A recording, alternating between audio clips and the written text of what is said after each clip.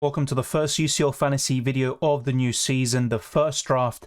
The Champions League draw hasn't been made yet. That will be made on the 25th of August, and the games begin on the 6th of September. So this is just a provisional draft. There could be a lot of changes, and there will be kind of a separate first draft video. That will be the official one. This is just kind of my current thoughts. The game is now live, and it's very important to see which teams are facing each other, what is the group of death, and then we can plan accordingly. But without further ado, let's get straight into this one. If you end up enjoying this video, be sure to smash the like button. Let's try to get this to over 200 likes, and we're very close to 12,000 subscribers at the time of this recording. You can join the league, which you can see on screen and will be on throughout the video on the left hand corner, and you can join at any stage of the season. So be sure to do that and check all the links in the description below, including the Patreon and the channel memberships. As is the case every single year, we have 100 million to spend on 15 players, and the same goes for FPL. If you are new to UCL Fantasy or you need a bit of a refresh, be sure to check out my How to Play UCL Fantasy guide that I made last year. It's still relevant today.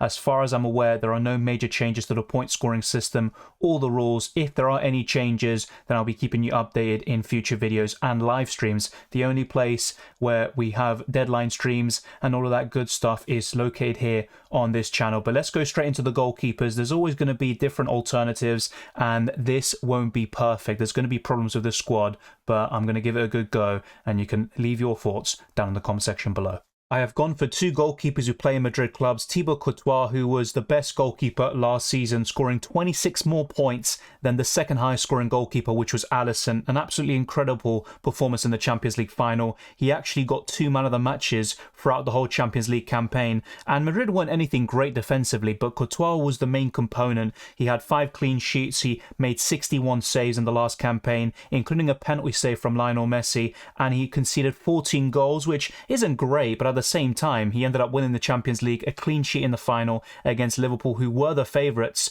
heading into that match. And in terms of this season in La Liga, well, he's only played 1 game. In a 2-1 win versus Almeria away, he made 5 saves. And in the European Super Cup final against Frankfurt, once again, Thibaut Courtois keeping a clean sheet. He made 3 saves in a 2-0 victory for Los Blancos. And as for Gribic, he's probably one of the most likely to start at 4 million, but it's always going to be Oblak. And when we talk about him specifically, he played 3 out of 4 preseason matches for Atletico Madrid, and he was benched in Atletico Madrid's 3-0 win away versus Getafe. His ownership is 8%, but then you look at Courtois, it's 43%, which is unbelievable. But one thing you could do, and it's something that a lot of us do every single season, is have 2 rotating goalkeepers, because once you have one goalkeeper playing on a single day, if he blanks or doesn't do that well, you have the opportunity to have a second goalkeeper who can get the points for you, and the same goes for every other position in your squad. And it's very important to have good squad depth overall, but it's not absolutely imperative to have 2 playing goalkeepers. And if you go for one of these premium goalkeepers that cost a lot of money, well, there's no need to also have another playing goalkeeper, in my opinion, because you can spend the money in other positions where you're going to maximize the points even more. And speaking of that, let's now go into the defense. I have gone fairly big at the back with this first draft, a bit similar to my FPL team. Trent Alexander-Arnold is in there despite a pretty underwhelming start to the Premier League season. Now, he scored in the Community Shield final against Manchester City,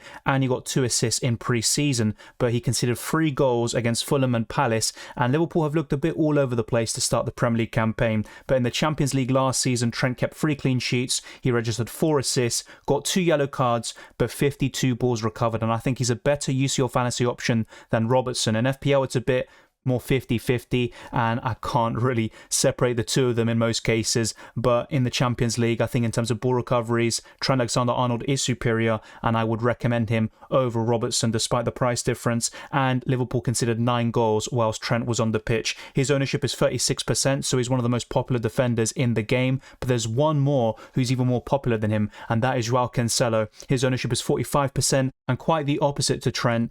Cancelo and City have had an amazing start to the Premier League season with 2 clean sheets in 2 Premier League games. Cancelo picked up a yellow card against West Ham, but he also picked up 11 FPL points against Bournemouth with an FPL assist. And in the Champions League last season, very similar to Trent, 3 clean sheets, 3 assists. And another thing to kind of note is that Man City kept no clean sheets during the group stages. They were in one of the groups of death along with Liverpool, and as a result, they weren't able to keep a single clean sheet in 6 matches, which is very surprising considering the fact that the season before before that, when they reached the Champions League final, they were very, very good in terms of keeping clean sheets. And Cancelo also scored 2 goals, including one outside the box. And remember, you do pick up a point for scoring a goal outside the box. He also got 3 yellow cards, 55 balls recovered, and he also got a Man of the Match award, which gives you 3 points. So Cancelo is the most highly owned defender for a reason, and I think he's actually probably a better UCL fantasy asset than Trent Alexander-Arnold and Andy Robertson, but that's certainly up for debate. Of all the players that I've discussed so far, Cucurella is probably the least likely to be in my first team because I have the most doubts about him and also his minutes, with Chilwell slowly easing back into things. But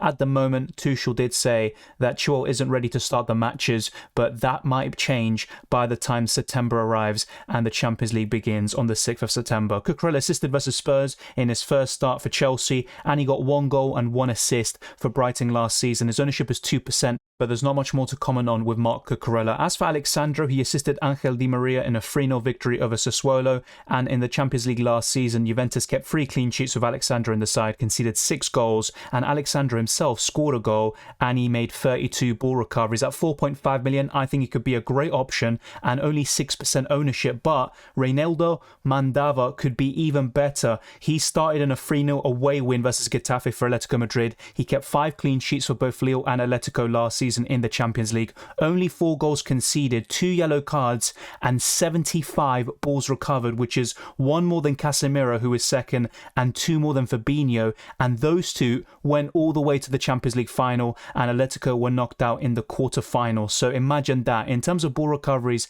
per 90 minutes, Mandava is creme de la creme, the absolute very best, and 20% ownership, I mean, I'm not too surprised by that. He could be fantastic value at only 4.5 million, and it just gives you so much squad depth and options, and it also helps you with the substitutions. Remember, you can put a starting 11 on one day, and then if certain players don't do that well, you can sub them out for those on your bench. So be sure to check out the How to Play UCL Fantasy Guide. Like I said before, this is a solid looking defense. I think Cucurella is probably the weakest spot in this team. Let me know your thoughts down in the comment section below. We spoke about Musiala briefly last season, but I think he's a much better option this time round. He's starting over Leroy Sané at the moment. He scored a goal and notched an assist versus Leipzig in the German Super Cup final, and Bayern won that game 5-3. And he also has scored 3 Bundesliga goals in 2 matches, so very good stuff from Musiala. He kept 4 clean sheets for Bayern Munich last season. He got an assist and a goal and made 17 balls recovered, and I think he could actually improve on all these stats this season. He's going to be a bit more nailed. I wouldn't guarantee him starting week in, week out, but with the form he's in, it's very hard for Nagelsmann to bench him. And as for Jorginho, he scored a penalty versus Everton, and he kept 4 clean sheets last season, 2 assists, 2 goals, 36 balls recovered, and 2 man of the matches, including 1 game. I just got rid of Jorginho, and he scored 18 points. I think it was against Zenit, if I'm not mistaken. His ownership is 31%, but Musiala is only at 8% ownership. I think he could be an absolute hidden gem and one of the best options around 7 million.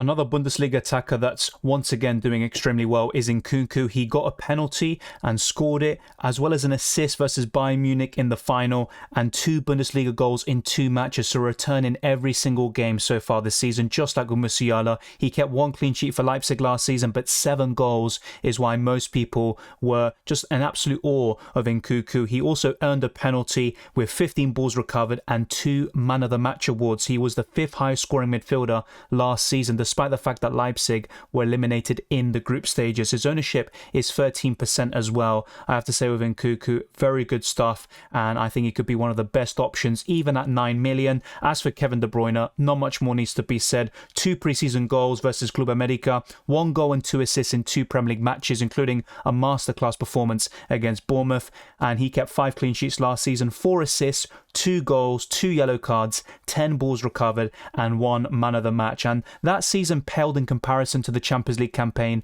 of 2020-21, when he was a really big factor and reason why City reached the Champions League final. His ownership is at only 17%, so he could be a bit of a differential in some sort of way out of all these premium attackers, and he could be a better option than Mohamed Salah, but of course that's very difficult to judge and to say because Salah is amongst the very best, and a lot of these options really are 11 million or below, so you could say a lot of these premiums are priced too cheap, but De Bruyne is still one of the very best options, and I would highly recommend him.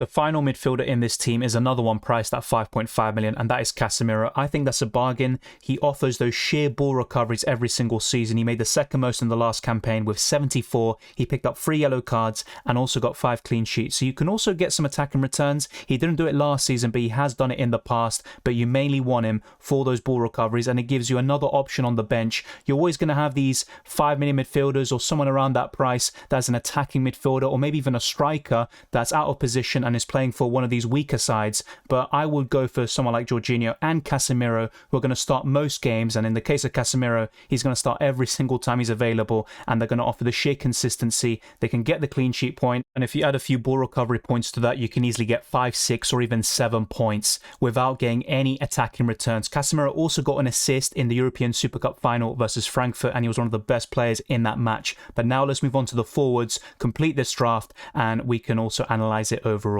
We have used the entire 100 million budget with Nunez, Sesko and Karim Benzema. So starting with Nunez, he just got sent off against Crystal Palace at the time of this recording. He got a goal and also a yellow card versus City in the Community Shield final. He also got a goal and an assist versus Fulham coming off the bench. So a very mixed start to his life at Liverpool. He scored 6 goals for SL Benfica last season, scoring against the likes of Ajax, Bayern Munich, Barcelona and Liverpool. He got 1 yellow card, he made 10 ball recoveries and also got 2 Man of the Match awards. I'm a bit unsure about starting the season with him, but I think at that price, he could offer extremely good value for money and also a decent way of covering Salah, although that is definitely famous last words. His ownership is also at 24%. As for Sesko, he has started every single game so far this season. 3 starts. He also scored in the recent game versus Wolfsberger AC. His ownership is 5%, and he played 234 minutes in the last Champions League campaign, and I'd expect that to be much better this time round. So he could also be another good option. And of course, speaking of good options, Karim Benzema, the top scorer of the last season in the Champions League, the best player overall and a future Ballon d'Or winner. He scored versus Frankfurt in the European Super Cup final. He also assisted versus Almeria, and he scored 2 goals in 2 pre-season matches. He scored 15 goals in the Champions League last season, 2 outside the box. He got 1 assist, earned a penalty, got 1 yellow card, 7 ball recoveries and 4 Man of the Match awards, and 102 points, 11 more than second place Robert Lewandowski. His ownership is 45%, and a lot of these Real Madrid players are very popular all of a sudden, and in the last few seasons that definitely wasn't the case. But Benzema and Courtois, after their great performances in the last Champions League campaign, it comes as no surprise why they're so popular. And this looks like a great draft, but then it's not perfect. You know, you got no PSG coverage. We don't know the groups yet. What if PSG get a very good group? You can go for someone like Neymar at only 10 million, and he has started the season so well. I've also got no Spurs coverage. I have no Mohamed Salah. There's a lot of things you could pick out in this team. A few players that I'm going to kind of highlight in terms of the most likely to drop out of this draft are Darwin Nunez up front, in the midfield, maybe Nkunku despite how good he's doing, and also Cucurella at the back. The rest though looks fairly solid, and I'd be very happy to start match day 1 with that. And don't get me wrong, I would have no problem starting with Nkunku as well, but I also have to consider the quality of the team he's playing for, and let's see what the fixtures are like following the Champions League draw next week. So let's wait and see what happens there. And in terms of the captain, remember, it's all down to the individual day. So for example, if you have someone playing on the Tuesday like De Bruyne, I can captain him. And if he doesn't do that well, I can switch the captaincy on the Wednesday to someone who's playing on that day. For example, let's say Darwin Nunez, but this is all hypothetical at the moment. But De Bruyne would definitely be right up there in my captaincy thoughts. And if I were to target a Manchester City player on that day, he would definitely be at the very top of my list. That's just to give you an example. And of course, Benzema is another fabulous option. But the defenders can also offer really good value for money with the ball recoveries, and they could be good captaincy options too, even more so than in FPL. But we're going to discuss this more in future videos and live streams, so be sure to subscribe to the channel and you will never miss a single upload or deadline stream. There's going to be plenty throughout the season, and if you enjoyed this video, be sure to smash the like button and subscribe if you're new. Let's get this video to over 200 likes, and we're very close to 12,000 subscribers, so it'd be very much appreciated. You can follow me on Twitter and Instagram, DylanRCM, and also become a patron or a channel member. The links are in the description below. The same goes for the FPL League and also the UCL Fantasy League, as well as the Discord server. All of that good stuff is there. So take care. I wish you all the very best ahead of the new Champions League season, and I'll see you next time.